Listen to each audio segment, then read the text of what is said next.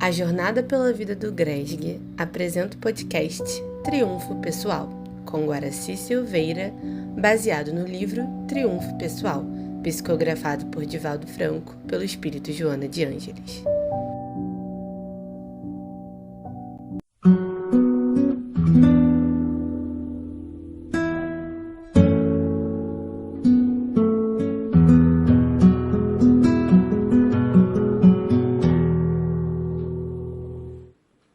Prezados amigos e amigas que estão estudando conosco o livro Triunfo Pessoal, eu sou o Guaraci de Lima Silveira, de Juiz de Fora, e nós estamos estudando o capítulo 3 do livro, que fala sobre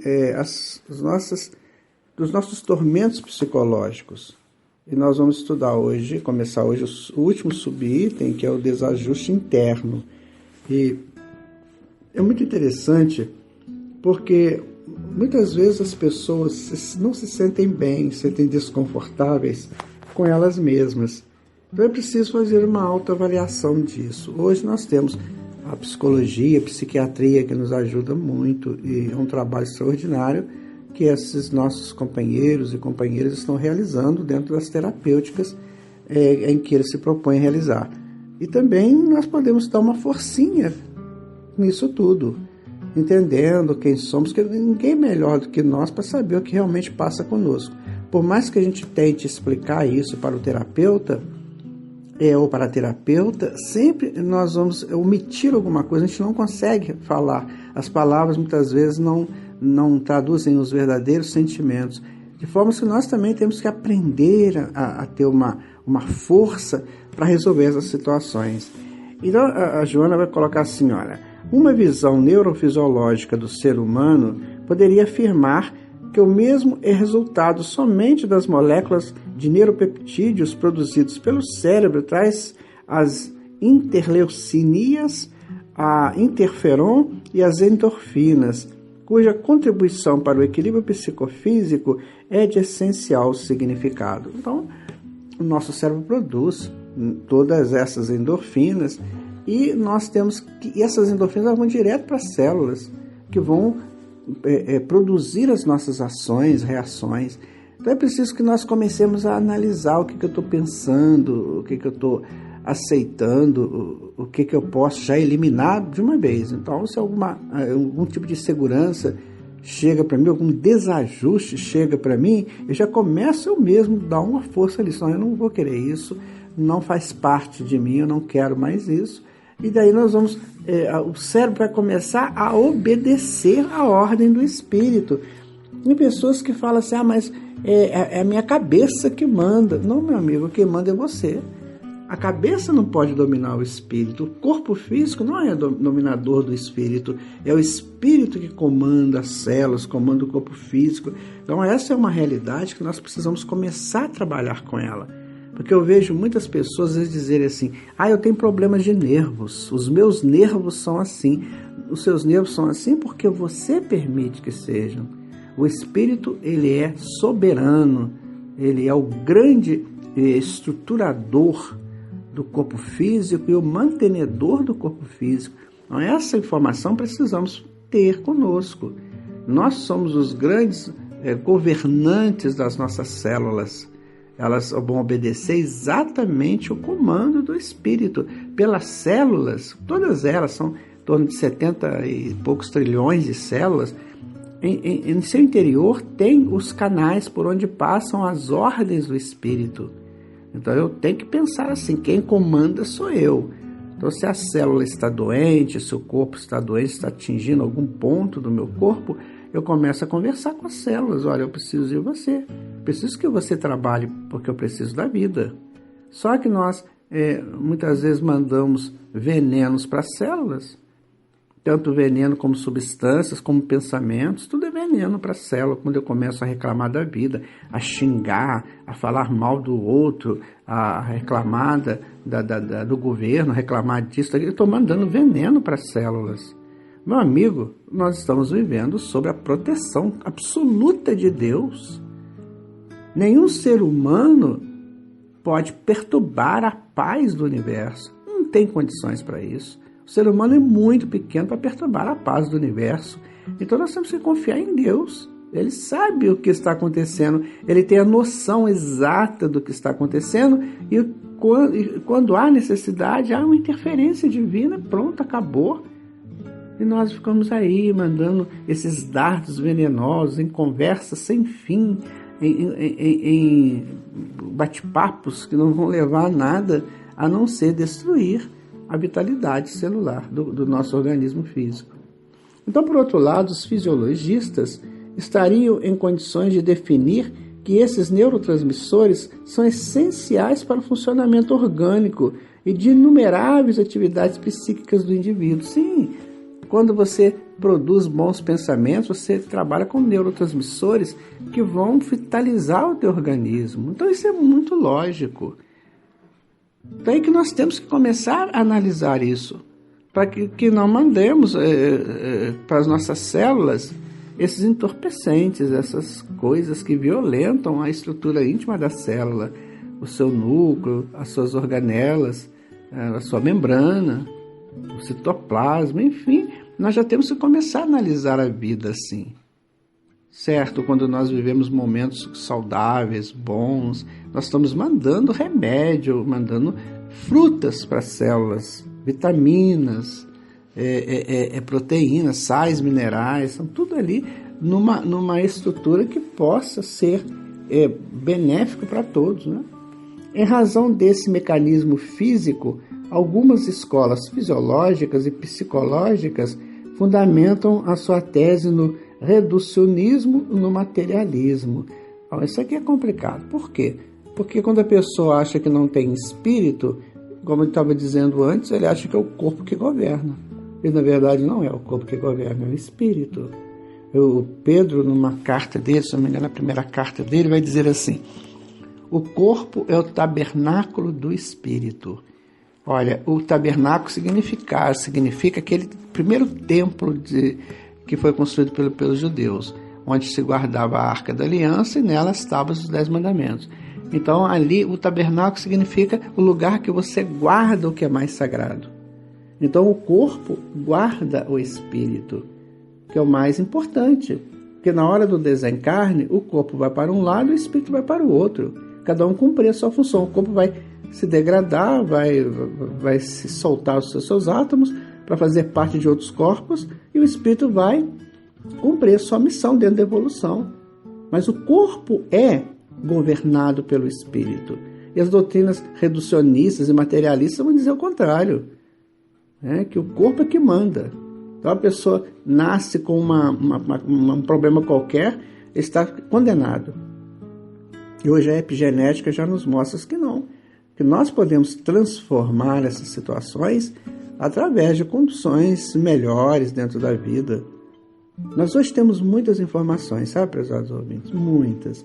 O problema é que nós não queremos ouvi-las. Quantas vezes eu vejo expositores espíritas levando uma mensagem mais profunda, de maior conteúdo, não só doutrinário, evangélico, mas também científico. E às vezes a pessoa fala assim: ai, que coisa chata, eu detestei isso, porque não quer saber aquela informação que pode ajudá-lo. Muitas vezes ele deixa passar e vai com aquelas brincadeiras: que nada, isso aí é muito chato, vamos fazer outra coisa. E o tempo vai passando. É preciso que a gente comece a pensar nisso. Fosse realmente a vida patrimônio exclusivo da matéria, e eles teriam razão. Não obstante, a criatura humana é mais do que corpo, é espírito. A Joana está confirmando o que nós estamos dizendo, olha, no qual se movimenta independendo da indumentária de que se revista, e através da qual interfere, orientando toda a sua constituição e funcionalidade por meio da mente, que é o instrumento de que se vale para os objetivos existenciais. Nós temos informações da espiritualidade superior que nós estamos muito ainda distantes de entender o que é a mente, mas sabemos que ela é uma potência, é ela que vai dar força para irmos para frente ou nos retardar. Então é preciso que a gente tenha um bom conhecimento de que quando eu quero uma coisa, eu realizo aquela coisa, seja para o bem, seja para o mal, porque a mente vai me potencializar para isso. Então esses estudos aí nós vamos ter mais aprofundamentos deles num futuro próximo, se Deus quiser, e quando nós assim desejarmos. Porque hoje, quando nós estudamos esses psicólogos, esse pessoal que trabalha com a neurociência, o pessoal da psiquiatria, essas pessoas estão fazendo tentativas, eles estão como que cavando para ver se encontra o ouro. E a gente tem muitas informações boas, claro, eu gosto muito de ler essas informações, mas também nós temos informações que são propostas, que nós não temos que dizer que vai ser aquilo ou que é daquela forma. Então é importante que a gente tenha um conhecimento básico para saber o que nós absorvemos de conteúdos bons para todos nós. O que é considerado como uma causa unívoca para a existência do ser pensante, em realidade resulta das reações normais dos neurônios sob estímulos químicos e eletromagnéticos, bem como de outra ordem procedentes do ser espiritual, que assim se expressa para o processo da própria evolução.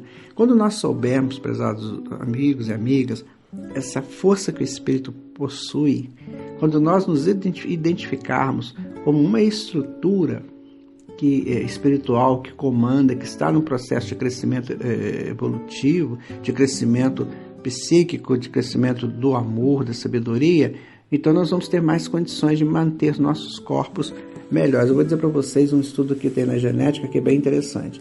Os geneticistas, eles entenderam que hoje o nosso DNA, nossa fita de DNA, com toda aquela decodificação que tem lá, 98% daquelas coisas não necessitam mais para manter o corpo em funcionamento, somente 2%. Então, para que os outros 98%? Então, o que eles mais estão pensando é o seguinte, é que esses 98% criam bases sólidas para transformações do próprio corpo físico para um futuro. Então, os corpos físicos do futuro serão bem melhores, não terão mais enfermidades, não terão mais essas fragilidades que muitas vezes nós vemos por aí. Então, esses 98% é o somatório das experiências vividas anteriormente e potencializando os novos corpos que surgirão no planeta a partir dos próximos séculos. Então, nós estamos progredindo, porque quem fez isso não foi o corpo. O DNA foi construído pelo Espírito. Então, o Espírito está se preparando para novas etapas na sua evolução aqui no plano físico. Então, se hoje nós temos corpos pesados, doentes, enfermos, gerando dor, daqui a pouco não teremos mais esses tipos de corpos, porque nós teremos evoluído para corpos mais sadios, corpos absolutamente sadios, que nos dê total condições de vivermos uma vida tranquila, só crescendo espiritualmente. É isso que vai acontecer conosco. Quando se fala no terceiro milênio, quando se fala no mundo de regeneração, são essas coisas que vão modificar. Então, se eu fico aí plantado, não quero caminhar, não quero fazer nada, eu estou doente, ai meu Deus, quem sou eu? Nós não vamos conseguir, nós vamos como que interceptar o crescimento natural das coisas, a evolução natural das coisas. Conforme o estágio em que se encontra, os fenômenos que propicia são efeitos da sua ação, mesmo que inconsciente, produzindo os resultados equivalentes à sua posição moral. Nós não temos a menor ideia do quanto o inconsciente governa a todos nós. Nós temos aí o consciente uma base de 10%, só e o inconsciente 90%. E o inconsciente ele é estruturado pelas nossas experiências vividas anteriormente. De maneira que nós temos aí o inconsciente comandando o consciente. Nós fazemos ações que nem imaginamos que estamos fazendo. Por isso que a consciência tem que estar desperta, atuante, para que ela perceba o que vem do inconsciente. Então, se, por exemplo, eu entro numa discussão, daquelas acaloradas, brigas, por exemplo, eu perco a noção do consciente. O consciente se perde nisso tudo, porque é uma volumar do inconsciente. Quando eu era brigão, quando eu era usava instintos para resolver as coisas, usava força bruta. Então, a consciência tem que estar sempre alerta para ver o que está vindo do inconsciente. E quando eu uso bebidas entorpecentes, bebidas alcoólicas ou drogas alucinógenas, eu tiro a minha consciência do eixo. E daí o inconsciente cresce tranquilamente. Você vê quando a pessoa às vezes bebe, que ele perde completamente aquele eixo dele, porque a consciência deixa de ter a vigilância que necessita ter. Então, é preciso pensarmos assim, estarmos sempre vigilantes. Tinha um programa antigamente, na televisão dizia sempre alerta, sempre vigilante, exatamente para isso, para ver o que está acontecendo conosco, como é que nós reagimos às coisas ao nosso derredor. É muito interessante, né, prezados ouvintes? Nós vamos ficando por aqui hoje, agradecendo a sua presença, a sua audiência. Estamos sempre prontos para continuar. Se você tiver alguma sugestão, por favor, nos mande. Muita paz, fique com Deus. Que Ele nos abençoe a todos.